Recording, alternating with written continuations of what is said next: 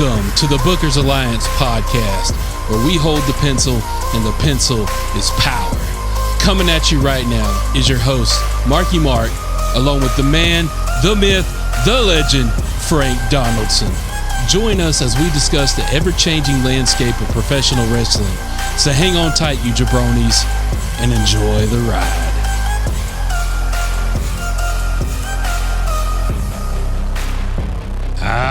Welcome in, everybody. Thank you for joining today's episode of the Bookers Alliance podcast.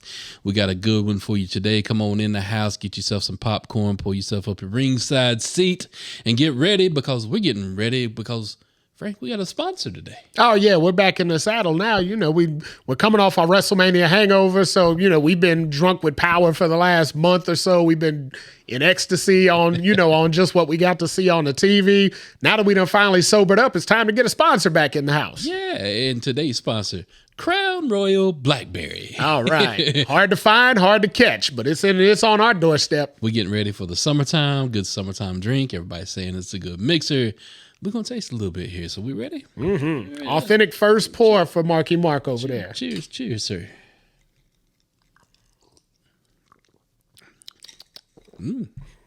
Oh.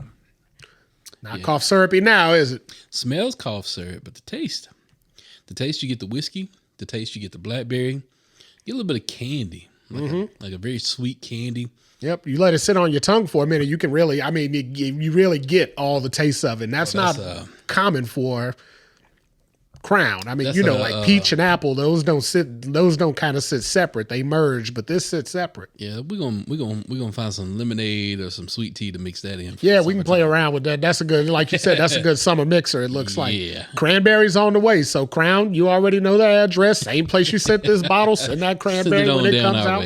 I don't feel like going out searching for it and hunting for it. So go ahead and send it. We support Canadians. Absolutely. Trish Stratus. There you go.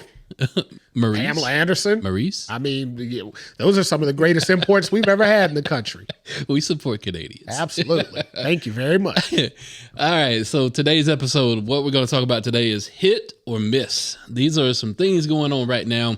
Speaking of Trish and Maurice, so those are all hits. Man, we're going to jump the rails early. Yeah. I mean, we just started sipping. You know how it's going. But I mean, because we would hit, right? Oh, absolutely. Okay, so moving on. Even a blind man. Absolutely. There you go. All right, so we're talking about hits or misses. We're talking about what's going on today in the world of professional wrestling, what we see that is working, and is just, there's no way to break it. It's going to work no matter what you do. And then what's going to potentially be a miss. Oh, no, it's going to fail. Yeah. All the misses, they're going to fail. There ain't no pulling the nose up on this one. This plane is going down hard and fast. But see, here's where the intrigue lies, everybody, because me and this Frank, is where the power lies. Hogan promo. Yeah, my bad. With a 24-inch python. I mean, don't get me started. You know, I'll Hulk up in here right now. Or Cody up, as I told you the other day. I'm Cody up if I have to. Ring. Cody went right over. He took, what move did he take from AJ Styles? Was it the 450 splash or whatever it was? I don't know if he tried to do that, but I did see him take the Kimura lock from Brock. So, yeah. So he has self-proclaimed that he tries to steal one move from every wrestler that he gets kind of embedded in a story against. I hadn't seen him pull a Roman move, have you?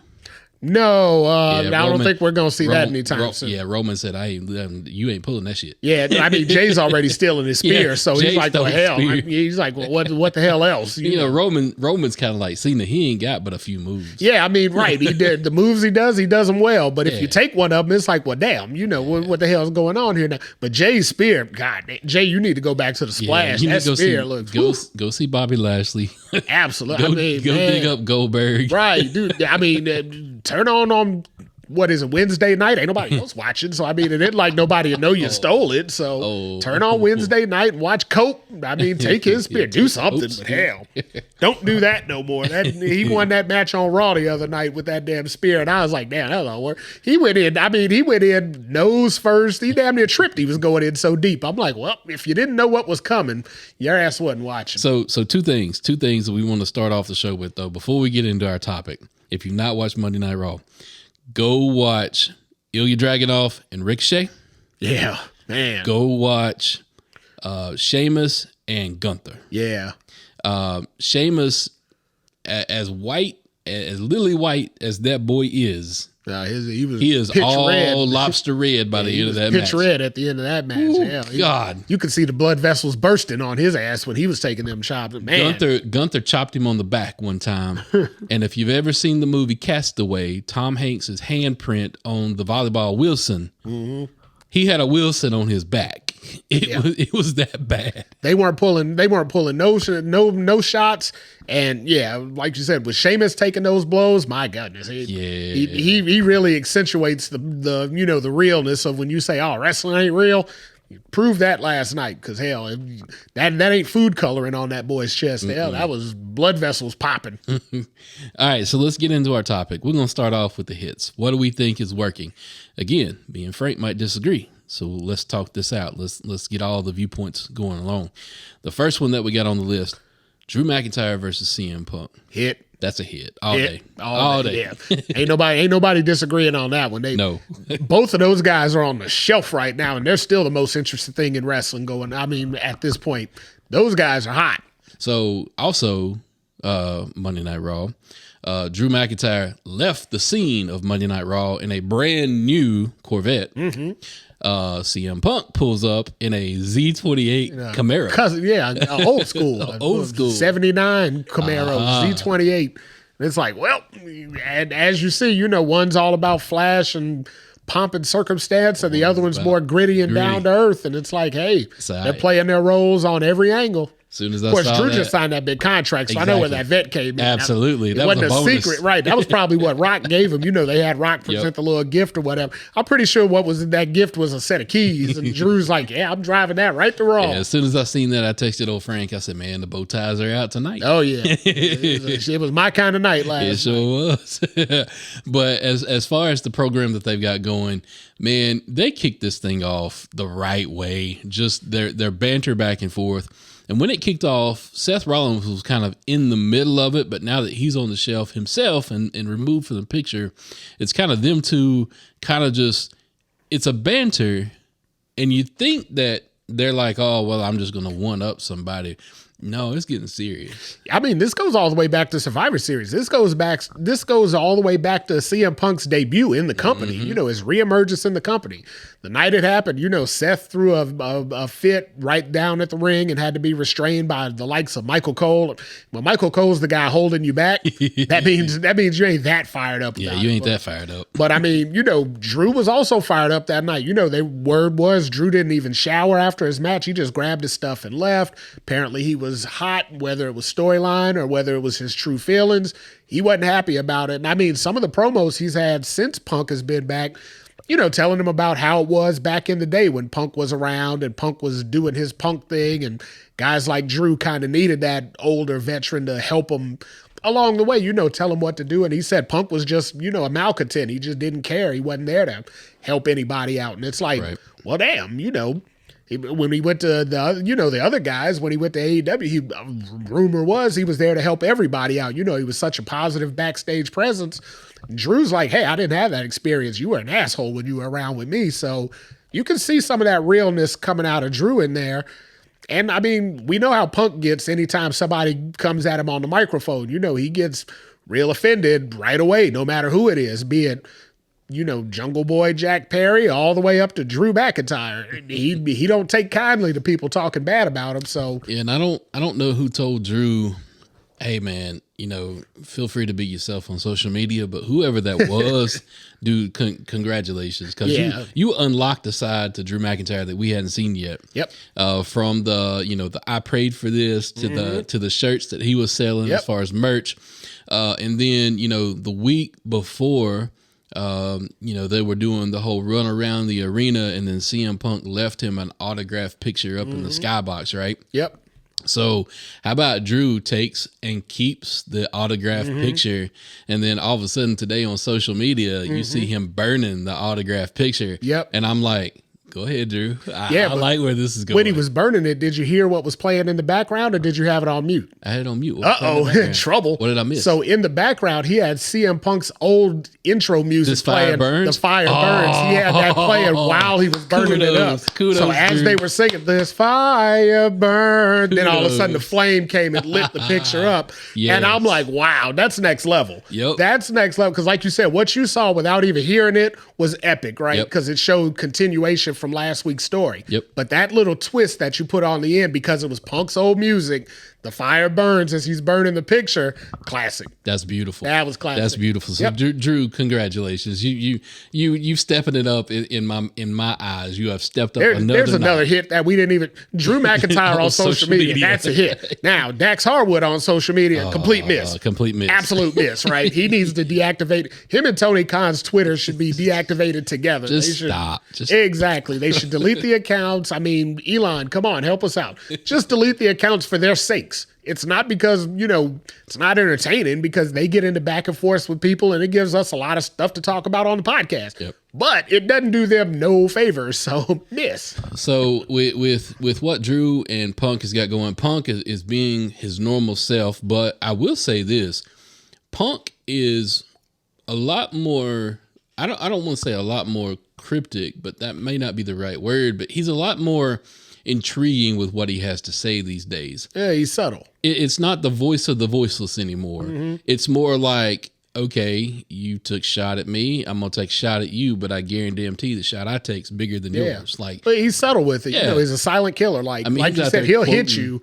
And, he doesn't have to yell it. He doesn't have to, he doesn't have to write it on a whiteboard for everybody to understand it. Joker out you there see it and you get Lamar, and I mean, just exactly. Everything. You get it. I mean, you know where he's going, but they're both on the next. They're both on another level. So when they finally get off the shelf and they finally touch. So what? Maybe it's 42, or I mean, is it? Hell, just throw it on a Monday Night Raw. Yeah, we were ready to go, and then all of a sudden Drew came up hurt. It's like, what the hell? Yeah, you can't hold back on them two. Once they're ready to go, put Punk them in the stopped wearing the sling and all that because he was looking like he was getting, and he gave the sling to Drew. Yeah. Now damn Drew's wearing the sling. I'm like, well, what the hell happened here? Y'all just trading injuries now. You're gonna stretch this one out to SummerSlam? Is that what they're trying to do? All right, so let's move on to our next hit. And this one, me and old Frank here, we disagree on this one. So he's classifying as a hit Swerve versus Christian. Hit. So let's get into some reasons why. It's like Blackjack 21. Hit me. So let's get into some reasons why you think that's a hit. So what we just see this past weekend at Backlash, Cody and AJ, right? Right. Was there a great story leading into that? Was that the most epic match of all times because there was so much deep-rooted story in that? No, they tried to build it, but they didn't have enough time. They didn't have enough time, right? From Mania to Backlash, they barely had a month, right? They tried to throw in the whole Dusty thing. By the way, as a Cody fan, as a Dusty fan, let's let that die. We got to move on. Dusty died already. He died 9 years ago. We got to hold, but I respected you that. We got to let that bit go. Every wrestler is going to bring a Dusty story. Respect Dusty. And every time we hear it, damn, Cody's going to cry. At some point in time, there's going to be some kind of injury to the man's tear ducts to where, he's going to dehydrate the man or something. Who cried too much. Exactly. So, yeah, we got to get it. That's a miss, right? So every wrestler having an old Dusty story, yeah, we get it. All right, let's get back to the Swerve and Christian. Okay. But yeah, Swerve and Christian, same thing with the AJ Cody match, right? There wasn't a whole lot of story in there, but the match was money. The match paid, the in-ring quality of work paid off like no other, right? Same thing is going to happen with a guy like Christian and Swerve, because you got Swerve now who wins the title from Drew. The very next Dynamite after he wins the title, he comes out there in a completely insignificant tournament of whatever, blah, blah, third match on the card, didn't get to say a word, just walked out there with a belt, kind of did his thing and then left. Ugh, as a miss. But the next week, they give him Christian. Christian is great on the mic. Christian is great with his storylines. Christian draws a lot of other people into a storyline to make it interesting, and they've got the tie-in from Nick Wayne and his family history with Swerve. Swerve trained and basically honed his craft in Nick Wayne's dad's wrestling promotion. So there's a lot of backstory with that already. The fact that Christian tied it all in and said, hey, I didn't forget what you did to Nick Wayne 7-8 months ago when you beat him bloody in his dad's gym. I didn't forget that. Now being his surrogate daddy, I'm going to defend his honor and I'm going to stand up for him. What? AEW can barely tie in a story from 2 weeks ago into a current story. The fact that they can take something back months ago and actually make it relevant is great for a guy like Swerve. Christian's going to give him a damn good match. He's going to make the story interesting. He's going to make it must-watch TV. If you're watching AEW, there ain't a lot to watch for, but he's going to make it to where you want to watch that. And then again, the in-ring is going to pay off. It's going to be worthwhile in the long run, and he's going to prove to be a credible challenger for Swerve, even though he ain't going to win. All right. So here's where we take the turn and say, I don't believe none of that shit. This is where we take the turn. So first things first, Swerve coming out as hot as he was going into that program with Joe, coming off of his program with Hangman. As hot as he was going into that, there's no way in hell I can believe that him versus Christian is going to be equally as hot. And here's why. I have never been a Christian fan. Outside of that, removing my opinion, I've never seen Christian in a singles match that I actually gave a damn to watch. It's subjective, but okay. So, having said that, you put Swerve into a Den of Lions with Hangman. You put him from the Den of Lions into the burning furnace with Samoa Joe into an average Rampage match with Christian. Yeah, it won't happen on Rampage. They'll carry that to a pay-per-view, but I don't see it. Now, granted, is Christian a good worker? Yes. Christian, I'm not going to sit here and deny you don't have some of the greatest, TNA memories that I have without, Christian Cage being in TNA. And that's where I'm going. Right. So I'm glad you acknowledged it. So I acknowledge that, but I have not seen Christian Cage in AEW. I've seen this Christian who all he freaking does is just cheat every match. I've not seen Christian be innovative at one single interval in AEW with any offense outside of what he's done for years. Now, granted, where it was intriguing was the story with Cope. That was intriguing. There was 40 years of history there to draw from, right? And I get what you're saying about the backstory with Swerve. He trained in Nick Wayne's dad's gym. I get all of that, right? So that's the connection to Nick Wayne. Mm-hmm. Christian has the connection to Nick Wayne. Mm-hmm. To me, there is no connectivity between Swerve and Christian. Can they? There's a title involved.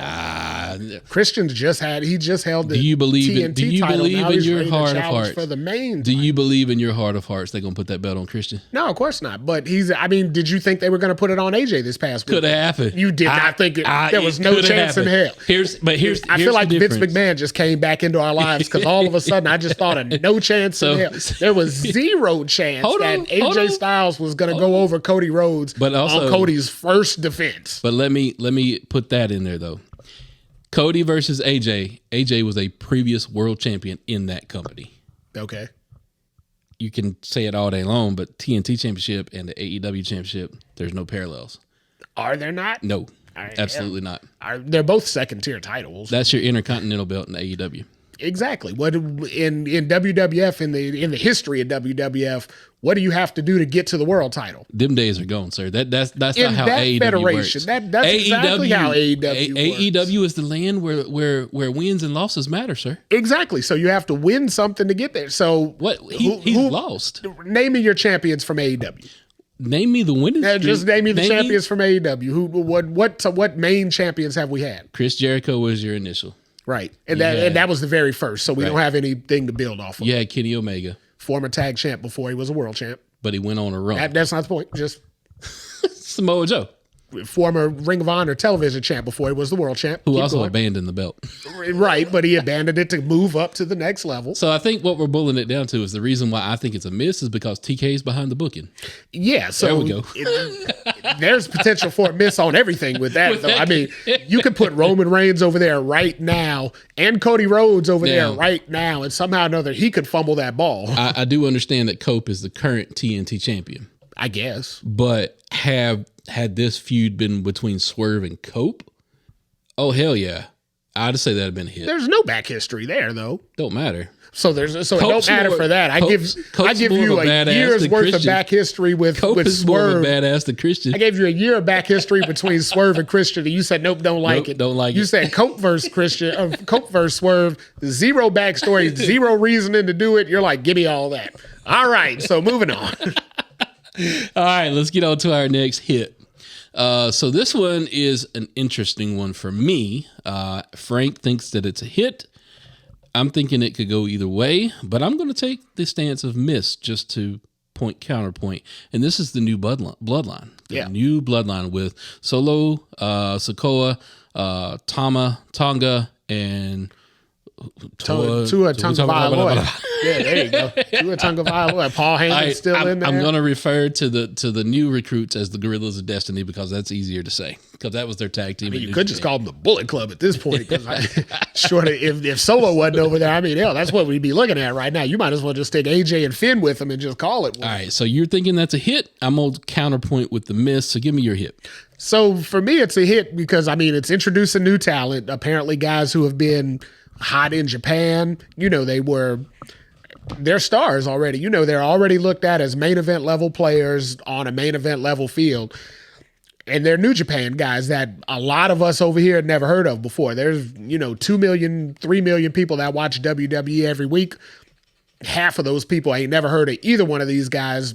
3/4 of them people may have heard of one and not the other. Nobody's heard of both of them. The smallest sect of WWE fans that follow knew both of them. I didn't know any of them. Hell, I'd never heard of any of these guys. I didn't even know Haku had a son. Then damn, he had two. I was waiting on Jacob Fatu. I'm like, well, that's going to be the next Bloodline member. And then we're off and running. Hell, we ain't heard hide nor hair of that guy because they let his name leak. We're getting all these other guys that apparently got a whole lot of Bullet Club history. I don't know nothing about. The reason I think it's going to be a hit, though, is because I'm looking long term. I'm looking at the later on down the road where the Solo and these other guys eventually have to battle it out with Roman and the Usos and possibly The Rock, depending on how many more people they bring in. So I'm looking at as Rock would say, I'm looking at the long-term game of right now it's kind of flailing around. They didn't win. They didn't lose. They kind of had a funky pairing against KO and Randy Orton. It's hard to beat them guys in anything, especially now. So they're in a weird booking angle right now, but I don't feel like Triple H could find a way to bungle that. I feel like long-term booking, they got this. Okay.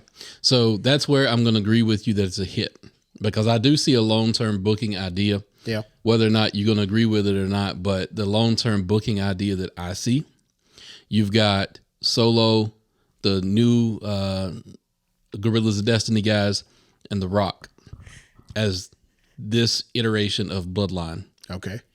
Then you could have Roman, the Usos, and Jacob Fatu, since he's on that side of the Bloodline. True.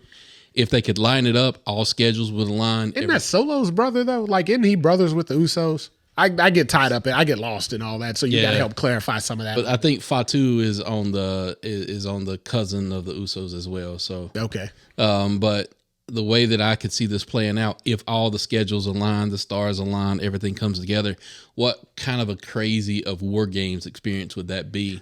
If you it's got to be, right? Yeah, I mean, because you got to pay it off there. You got 4-on-4, and then the stipulation, The Rock looks at Roman and says, okay, you lost, therefore I'm taking the mantle of the tribal chief.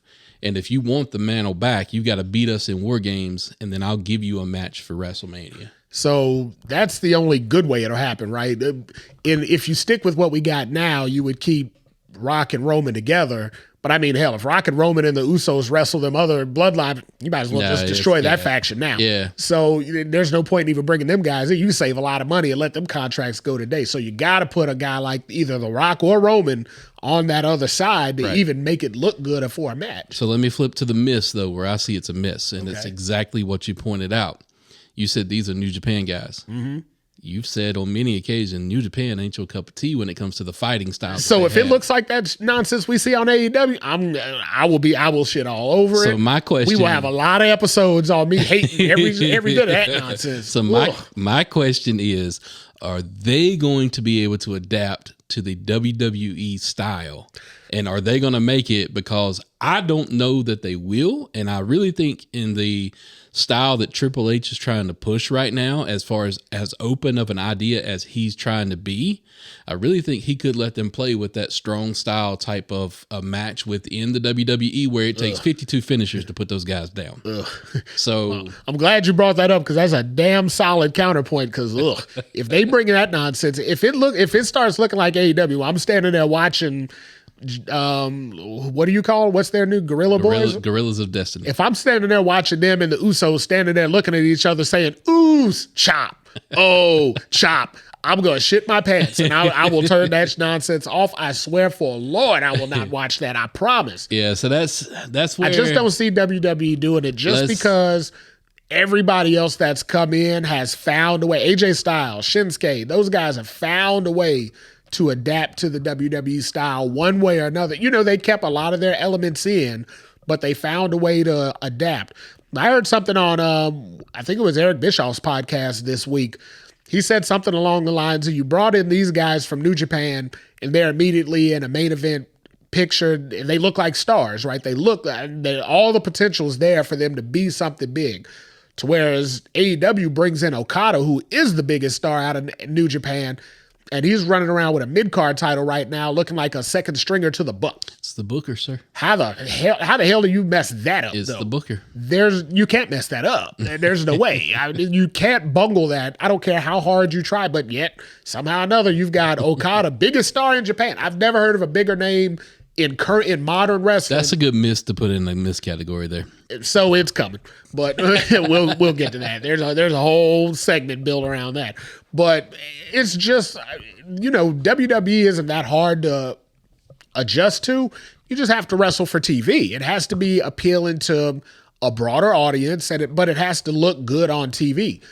AEW don't adapt to that. They didn't adapt to that at all. They don't give a damn what it looks like on TV. They just want the names next to each other. It's the placard that sells their television and their pay-per-views. So we see that going. I see that kind of either going either way. Let's got hope potential for both. That's for sure. Let's hope for the hit, but let's go to a definite hit that we both agree on, and that hit is the Mad Dragon, Ilya Dragunov. Yeah. Oh, so we called that a hit on the draft. Yep. When we did our draft episode, I think we had him picked. Yep. When we did our draft recap, we had it as a win. And damn, when he wrestled that match against Ricochet, I'm like, well, if you weren't sure, go ahead and sign in your little book there, check, because he's going to do damn good on the main roster with what he looks like. If they keep pairing him up with guys like Ricochet, showing his strengths, my God. So Vince McMahon era, that dude wouldn't have even made it. Oh no, they'd have gave him some. It'd have been Mortimer McFly or something like that. They'd have gave him some crazy ass name. He is not a big guy. But this is the beauty of the Mad Dragon. The reason why he's called the Mad Dragon, it's not because he's this huge monster of a guy. His persona, his attitude, just his fighting style, his never say die in the ring, the way he carries himself, it's like he's got the persona of a 7-foot tall monster that nobody could ever touch in a small little guy's body. Yep. Yeah, his heart. He shows his heart. It's so intriguing to watch him get into a match because you're looking at it and you're going, on paper, this dude should get squashed. Yeah. If you just look at it on paper. But if you've watched him, if you've seen what he's about and you've seen what he can do, that dude, you can't kill him. Yeah, no. He's impossible to squash. Yeah, he keeps coming back and keeps coming for more. But, just to wander into a little bit of fantasy booking right here. Couldn't you see Vince putting him with Aiden English? Remember the vaudevillains? Yeah. Remember that whole game? Yeah. Couldn't you see him being the other vaudevillain with Aiden English? And then Absolutely. when Aiden goes to start singing, he just directs the choir. That totally would have been a Vince thing, and that would have just ruined that poor guy. Thank God. That just goes to show we've got the right people in charge. And that just goes to show, though, and not trying to bash anybody, but that just goes to show how far out of touch Vince really was. We are going to bash Vince a little because Vince being in charge of WWE today, miss. Yeah. Guaranteed miss. And it's not because he wasn't a great, booker and a great storyteller at one point. But, I mean, the fact of it is Vince is 70, and he's trying to appeal to guys that are between 18 and 50. No, that ain't going to happen. I'm sorry to break it to you, but, we're of a certain age where, we ain't going to our grandfathers to find out what's cool at this stage, right? So I got a snippet into the mind of the way that Vince McMahon was booking things when I just so happened to come across the Most Wanted Treasures episode of The Miz. Have you seen that one yet? Not yet. Okay. So The Miz was talking about how he started his career in shorts and he was trying to make his gear look different. Yeah. Right? Yeah, the jean short, or like not the jean short, but the long cargo shorts and all that. So he was trying to stand out. He was trying to look different. Yep. He got out of a match one day. The match was actually pretty good. He walks back through the curtain and Vince looks at him and goes, no more shorts. Yeah, he told him you're tights. wearing tights trunks. Uh-huh. You're wearing trunks forever. Yep. And he goes, no, I'm not. I'm trying to do that. I'm trying to stand out. I'm trying to look different. And Vince tells him, you got great legs. Mm-hmm. Then he went into shorts and the kick pads looked just like Chris Jericho. Like what the 100% looked just like Chris Jericho. Why are you telling a guy on his ring gear, you got great legs? What? Because Vince was looking at the aesthetic. He wasn't looking at the trying to be different. Vince didn't want individuality. He wanted what's going to look good on a poster when he's going to sell a pay-per-view. And I mean, Miz's old gimmick used to be basically what he used to wear to the challenge, right? Like he would wear like the knee-length cargo shorts and the kind of cut up muscle tank top type thing. And I remember he used to wear the hats and the bandanas under it. And then, Vince turned him into corporate Miz where he started wearing suits. I mean, it was right around when Chris Jericho had left. He basically went right into the Chris Jericho mold. Now, before we, destroy that completely, that whole look got Miz a lot of money, got him movie gigs, got him a little bit of Maurice. I mean, all that. Maurice wasn't dating him when he was in them damn shorts and them T-shirts. So, as I say that out loud, I'm like, well, damn, maybe I need to. But, nonetheless, point of it is, there are goods to what Vince would do, but there are bads to it too, and it just depends on how the cookie crumbles, as they say. For Miz, it ended up working out, right? In the long run, it ended up working out. How many guys have we sent away that it didn't work for shit for and then just got released just because? I've seen the comment. I believe I don't know if it was Johnny Gargano or somebody else that made the comment.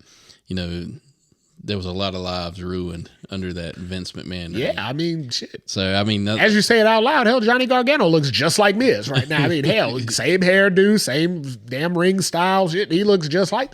And Johnny came in when it was a Vince thing. So, it is what it is now. But. Yep. All right, so let's get on to something else that we think is a miss. And we agree on this one. And I feel like we beat this one to death already, but you got to acknowledge what it is. It's the biggest missing wrestler right now. The whole TK Young Bucks angle with all of it. It. And that's why we didn't get into Okada earlier, because that falls in this too. Into that all box. This complete miss. Jungle Boy had the most potential to come out of this whole shitstorm smelling like a box of roses, and it ain't gonna happen. Yeah, because I mean they went the wrong direction. Yeah. I get it. They wanted to pair him up with the Bucks, but nobody that's working with the Bucks is getting over unless they were already there. The Bucks didn't get Kenny Omega over. He was already there, right? The Bucks didn't get Hangman over. He was already there. The Bucks ain't got nobody. The Bucks are dragging Okada down, but he was already there to be over. There ain't no benefit in being partnered up with the Bucks. There just ain't. It's not. There's not going to be. There's no potential for it. So taking a guy like Jack Perry, who 7-8 months ago you were calling him a pillar of AEW, for Christ's sake. You had him in the 4 Pillars match because he was one of the guys that built the company and he was wrestling for the title. Now he's a lackey for the Bucks. What the shit happened here? Oh my God, miss. Complete miss. Miss me with all that. Complete miss me with every bit of that. Miss the hell out of me on that. Now, if you wanted to see it turn into something that could have been great, let Jungle Boy just come in there running roughshod. He could have done anything. He could have been the sympathetic babyface that got bullied in the back. They could have, if they were going to show that bullshit footage that they showed that they thought was going to pop a huge rating, what they could have did was have Jungle Boy come out here and say, here, I'm just working my job and all that, and I get mauled by some maniac in the back, and he's unprofessional and blah, blah, blah. He could have ran Punk down the right way and called him an asshole in the back, and that would have got him the sympathetic heat to where everybody said, you know what? He overcame all that bullshit. Now here he is getting ready to run wild on the company, and they went the complete wrong ass way. What the hell? I just thought of that shit off the top of my head right now, and I guarantee you that would have got Jungle Boy over way more than what he's going to get over in this bullshit. TK, that one's free if you want to turn it around, sir. I mean, hell, you call me right now. We can still say, we can pull the nose up. We can save this plane. This plane don't have to crash. The Titanic may have hit the iceberg, but damn, I can patch it up. Shit. All right, so let's move on to another one that we kind of disagree on. I think this is a miss, and you think that this is a hit. Damian Priest title run. Oh, like Pac said, hit him up.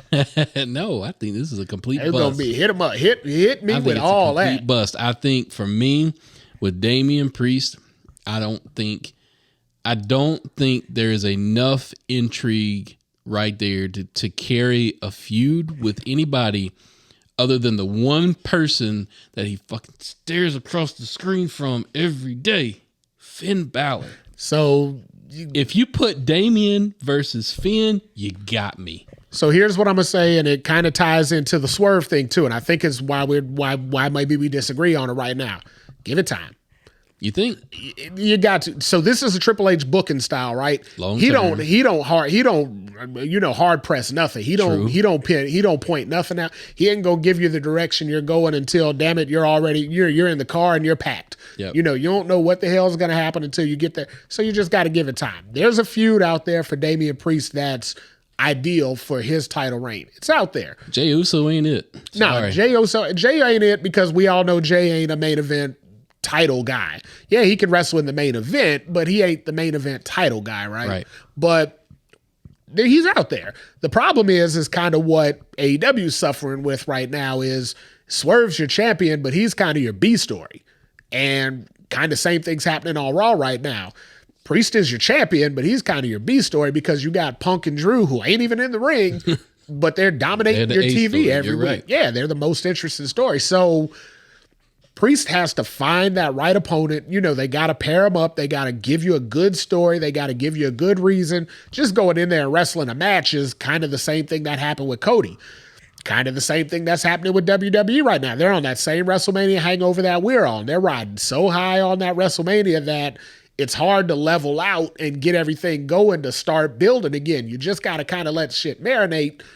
And I mean, that's where we're at right now. It took us a couple weeks coming out of Mania. We just had to let shit marinate because there wasn't nothing so compelling that was like, man, we got to push all the shit to the side to talk about this because WrestleMania was such a high. We always talk about it. It's that roller coaster effect. Right. When, the tallest roller coaster in the world was WrestleMania 40 up to this point. We hit the highest of highs. We ain't getting that high for a long damn time again. So we're on that bottom to start building again. It's going to be a slow-ass summer for wrestling. I'm sorry to break it to you, but no, you're right. May, June, and July it's going to have to build the SummerSlam. Yeah, May, June, and July just ain't going to be, everybody's cup of tea. We're going to keep doing the show every week to keep y'all interested, keep you up on what's happening, but it just ain't going to be the most interesting time. I mean, January to April gave you everything you could get. I mean, hell, we had so much shit to talk about from January to April. We didn't have enough show. We were actually like, damn, we need an extra hour here. We need an extra hour. We're out of fucking time. This is that bottom end where we're looking for material to fill up 45 minutes every week. So let's talk about something that was uninteresting, and this is one we agree on that was a miss, and that was the draft. That was a completely uninteresting thing. That was 5 hours of uninteresting nonsense. Of course, the NXT call-ups, that was great. That we're happy to see people move around in that way. But as far as the whole, they got to consider Pierce and Aldis have to consider, they got to protect who they've already got.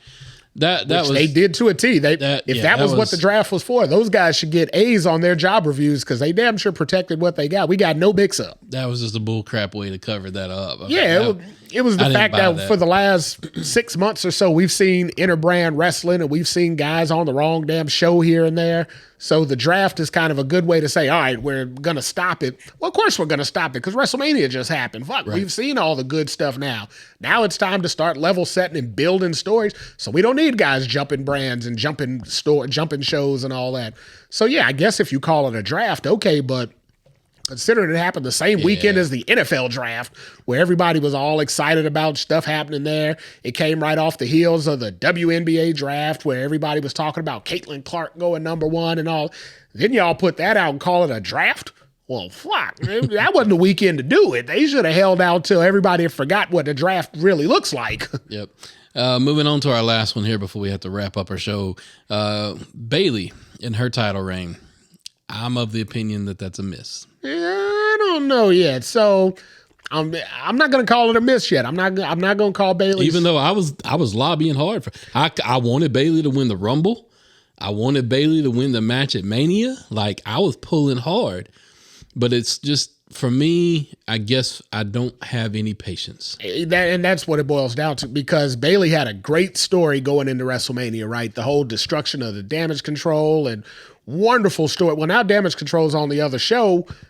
She don't really have nobody to wrestle right now. We're waiting to see what's gonna. Is it gonna be Nia? Is it gonna be Naomi? If you want to put a shot in the arm of this whole Bayley title run right now, Tiffany Stratton. There you go. Right. You need that needs to be keyed up. And again, you don't have to play hot potato with the title, but you got to give me enough to really believe Tiffany could take her out. Well, so and that's I the think thing, right? she's got the MO and the skills to be believable. And she's over like Rover. I mean, absolutely. Good Lord. When she came out there in France, I mean, them French boys started speaking all types of different language out there. Absolutely. Oui, si vous plaît. Voulez-vous coucher? I'll make one. I mean, they were coming with all the French over there. And Tiffany Stratton was like, hey, I got Imperium guy over here. All the French was coming. All them French words that people always talk about, the language of love and all that. Man, I heard them boys singing it in tandem over there when she came out. Same thing happened when they were in Australia, down in Rhea's hometown. So she's over as shit, right? Yep. She ain't going nowhere.